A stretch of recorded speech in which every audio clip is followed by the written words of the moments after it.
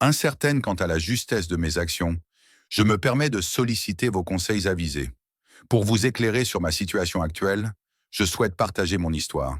Mon mariage avec mon époux actuel s'est déroulé alors que j'étais déjà mère de 3 enfants, nés d'unions antérieures. À cette époque, les blessures laissées par les pères de mes enfants étaient encore vives et douloureuses. Ces relations passées avaient été source de déception et de souffrance, des souvenirs qui hantaient mon quotidien. J'avais traversé de longues années de difficultés, assumant seul l'éducation et le bien-être de mes enfants, m'efforçant de construire un foyer stable malgré les épreuves. Ce parcours semé d'embûches avait profondément marqué mon être. Notre histoire conjugale s'étend sur 17 années, un voyage riche en émotions contrastées qui a créé un lien fort mais nuancé entre nous. L'absence d'enfant n'est pas due à un manque de désir de sa part.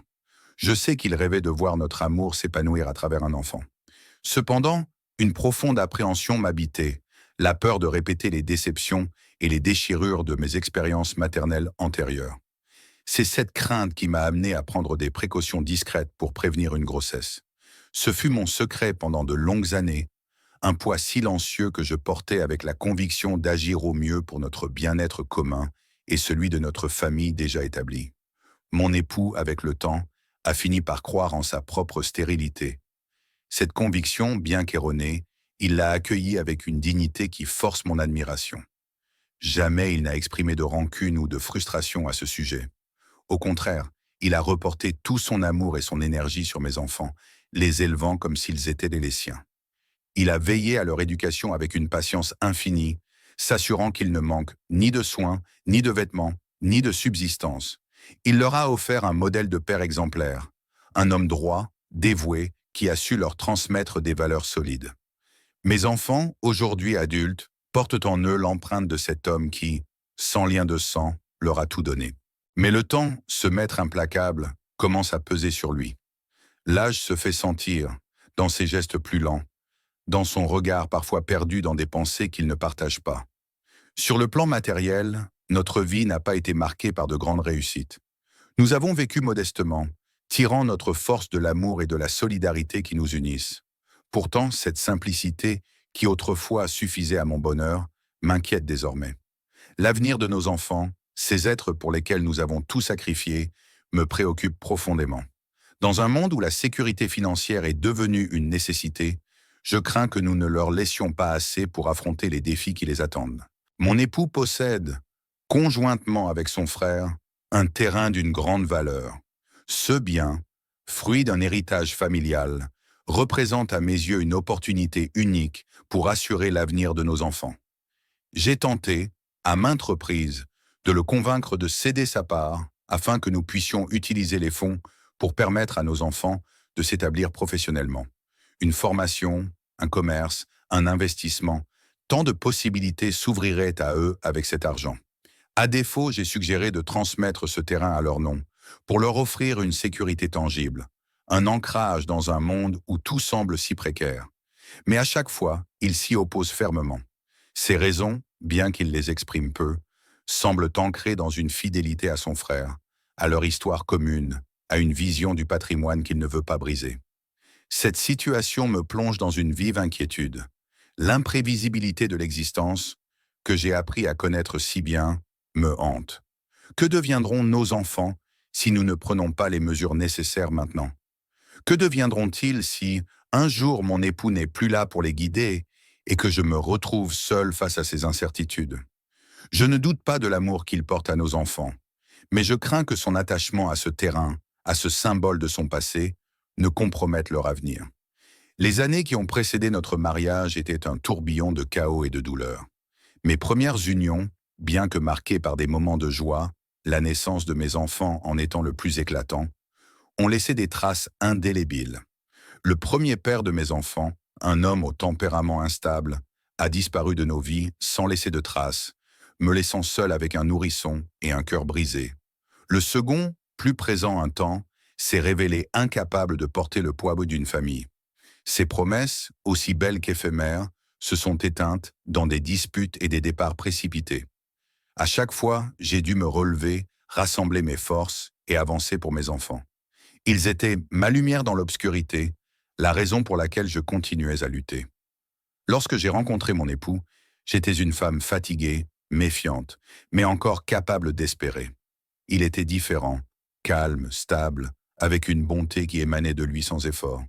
Il ne cherchait pas à me posséder ou à me changer, mais à m'accompagner. Il a vu en mes enfants non pas un fardeau, mais une richesse, une chance de construire une famille. Cette générosité m'a touché au plus profond de moi, et c'est avec lui que j'ai choisi de bâtir une nouvelle vie. Les premières années de notre mariage ont été un apprentissage. Nous devions trouver notre place l'un avec l'autre, tisser des liens entre lui et mes enfants, construire une harmonie dans un foyer où chacun portait ses propres blessures. Il y a eu des moments de doute, des tensions nées de nos différences, mais jamais il n'a failli à son rôle. Il se levait tôt pour travailler, rentrait tard, épuisé, mais trouvait toujours un moment pour écouter les récits des enfants, pour les aider avec leurs devoirs, pour leur apprendre à réparer une bicyclette ou à planter un arbre. Ces petits gestes, si simples en apparence, ont bâti un amour profond entre eux. Pourtant, malgré cet amour, je ne pouvais m'empêcher de porter en moi une peur viscérale. Chaque fois que l'idée d'un nouvel enfant se présentait, mon esprit s'emplissait d'images du passé, les nuits sans sommeil, les promesses non tenues, la solitude d'une mère abandonnée. Je ne pouvais me résoudre à prendre ce risque à nouveau. Alors, en silence, j'ai pris des décisions qui m'ont pesé, mais qui me semblaient nécessaires. Mon époux, ignorant tout de cela, a fini par accepter notre situation, et je l'ai vu transformer sa déception en une force nouvelle pour notre famille. Aujourd'hui, alors que nous approchons de la fin de cette 17e année ensemble, je me trouve à un carrefour. Mes enfants, désormais jeunes adultes, s'apprêtent à voler de leurs propres ailes. L'aîné, un garçon au cœur tendre mais à l'ambition encore floue, parle de partir en ville pour chercher du travail. La cadette, brillante et déterminée, rêve d'études qu'elle sait hors de notre portée financière.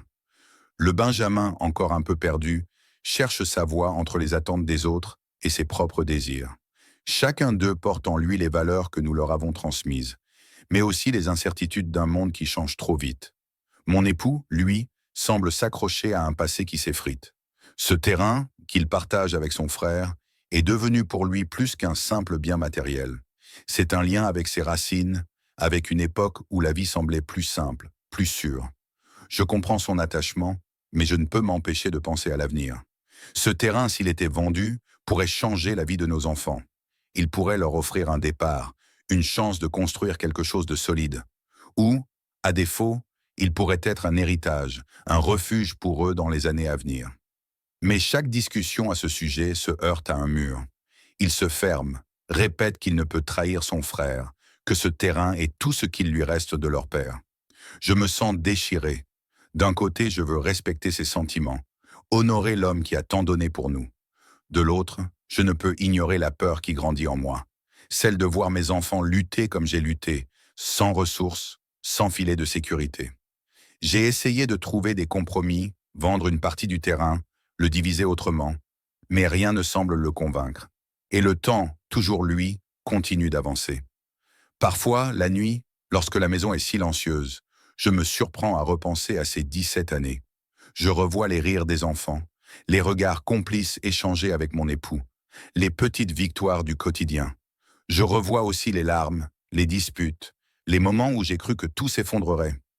Mais nous sommes toujours là, ensemble, unis par quelque chose de plus grand que nos imperfections. Pourtant, cette inquiétude pour l'avenir ne me quitte pas. Je sais que la vie est imprévisible, que nul ne peut présager de ce que demain apportera.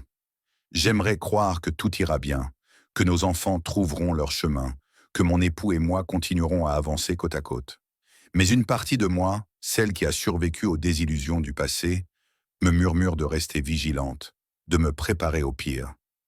Je ne sais pas comment cette histoire se terminera. Peut-être mon époux changera-t-il d'avis. Peut-être trouverons-nous une autre solution pour sécuriser l'avenir de nos enfants. Peut-être devrais-je accepter que certaines choses échappent à mon contrôle. Ce que je sais, c'est que, malgré les incertitudes, malgré les peurs, nous avons construit quelque chose de beau. Une famille, imparfaite mais vraie, portée par l'amour et le sacrifice.